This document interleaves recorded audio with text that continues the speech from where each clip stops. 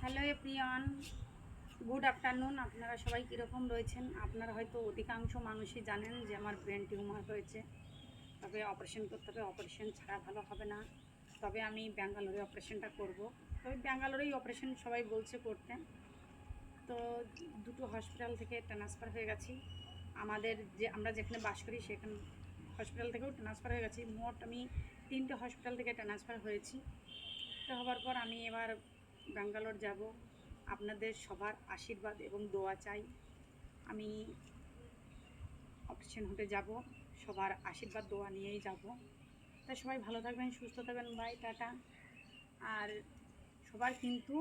সবাইকে জানাই আমি শুভ বিজয়া। বড়দের জানাই প্রণাম, ছোটদের জানাই বুক ভরা ভালোবাসা।